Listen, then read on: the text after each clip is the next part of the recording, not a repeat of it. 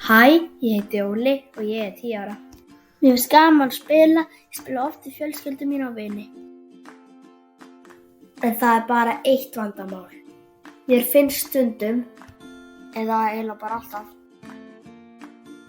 mjög erfitt að tapa í spilum.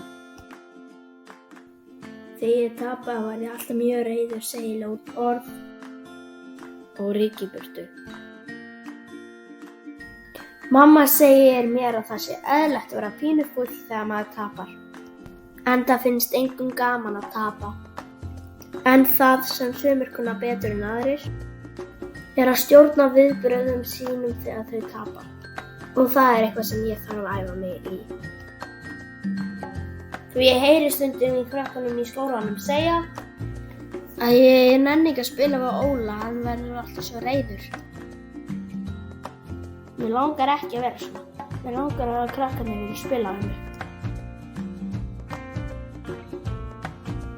Og þess vegna ætla ég að vera dugleg, æfa mig að tapa. Ég get til dæmis dregið andann djúpt og talið upp á 10. Ég get sagt til hamingju eða vel gert.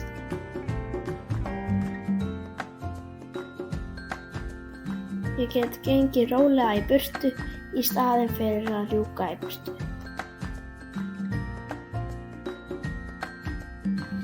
Segja ekki neitt frekar en að segja eitthvað ljótt sem maður sér svo eftir.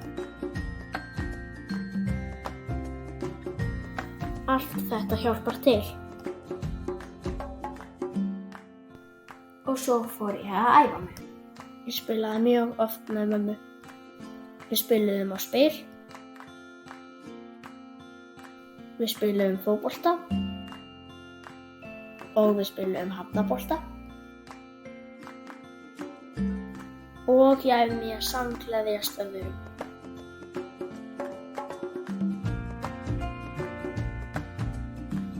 Eftir allar þessar æfingar var ég bara orðinn nokkuð góður að tapa. Og svo einn daginn þegar ég var að spila við Kára í frístund, þá vann ég og hann var mjög reiður. Hann sagði mjög ljót orð og rauk í burtu. Ég var smá hissa en leið samt smá skringilega. Því ég vissi hvernig honum leið og man hvað það var leiðilegt að líða svona. En sem betur fer náði ég að æfa mig það mikið að mér finnst ekki lengur erfitt að tapa. Og í dag fæ ég alltaf að vera með þegar einhverjir að spila.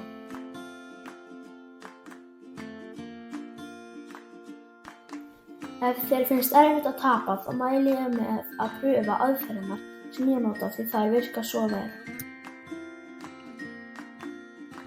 Aðferðirnar eru: draga djúpt andann, segja til hamingju eða vel gert, fara rólega í burtu, segja ekki neitt frekar en að segja eitthvað ljótt. Og muna að vera dugleg að æfa ykkur.